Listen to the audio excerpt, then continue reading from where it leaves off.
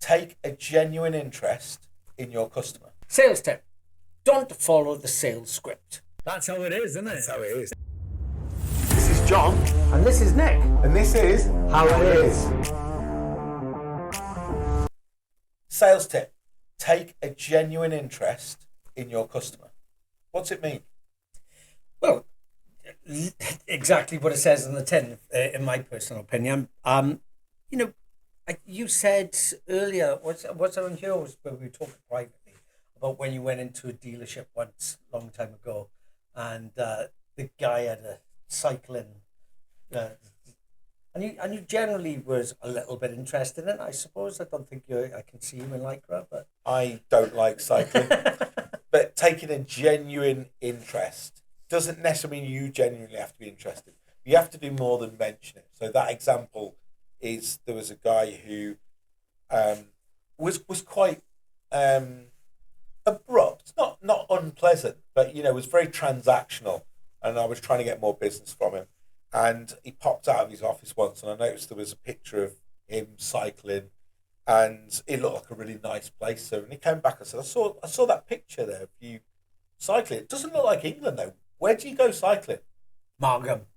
And it was North of France at the time. But he'd been to Spain, he'd been all sorts of places. And, I can remember the detail now because I took a genuine interest. I wasn't just asking it and then forgetting the information.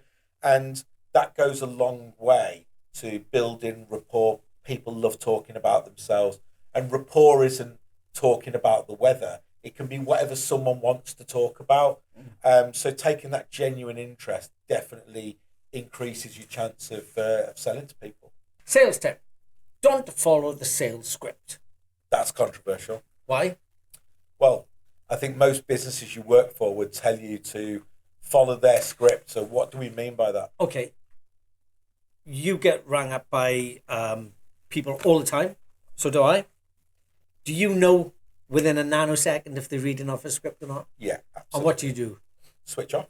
Or suss them out in some way, shape. Well, I try and put them off the path. I do it on purpose.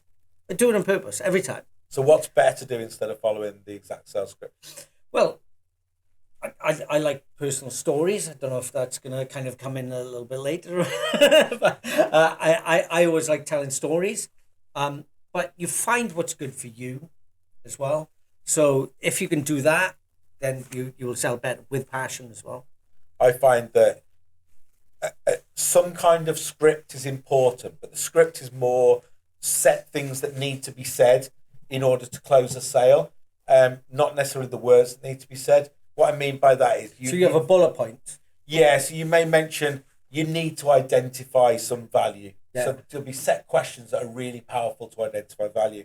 You may want to ask, the budget, depending on the sale. You may want to clarify if they've got any questions. There are certain things that need to be said, but instead of it being a straight line of a script, you almost can go off it as long as you come back to those points. And that makes it feel natural and definitely makes you a better salesperson than someone that just follows the exact script. I saw last week one of the new sales guys in the office.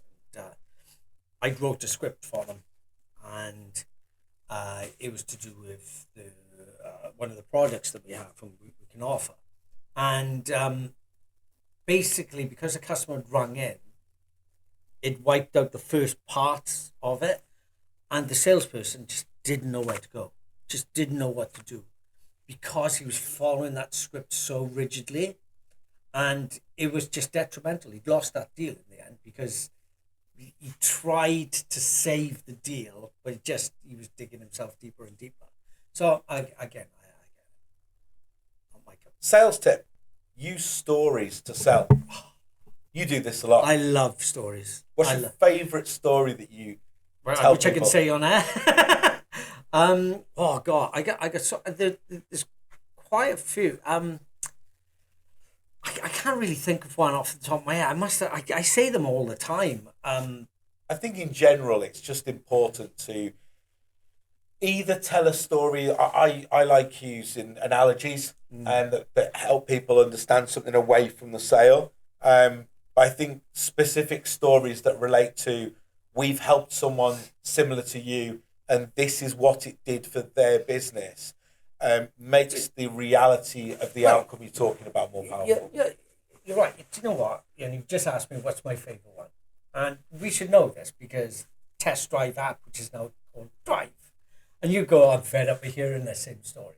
But I'd always say the same one over again because the story was true, which was when I used to sell cars 20 years ago,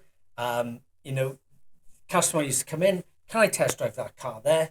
Yeah, no problem. I'd go into the office, I'd get a trade plate, put it on the dashboard, say, can I have your key? Yeah, wave the customer goodbye, and then I'd go in the office and pray for 45 minutes that the car is coming back or coming back in one piece. And when we were setting up the compliance guys, I went back into selling cars.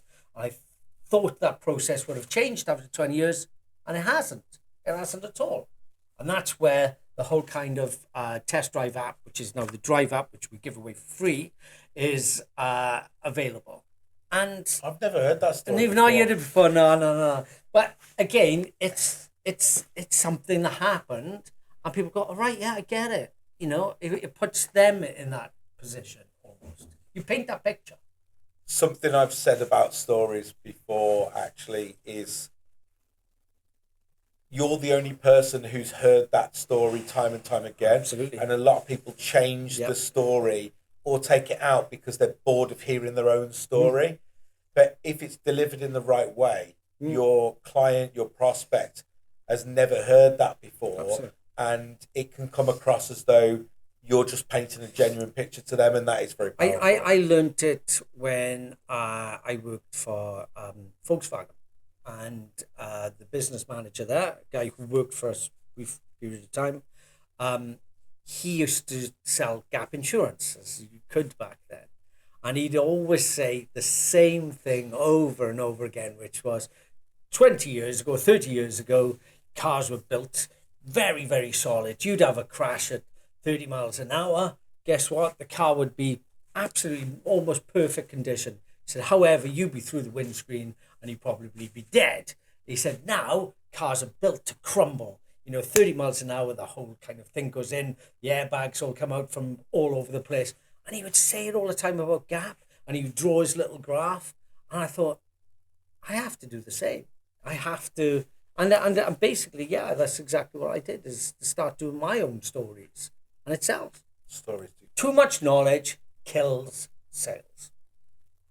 Interesting, because we talk about product knowledge being really important. So what's the difference between the two things?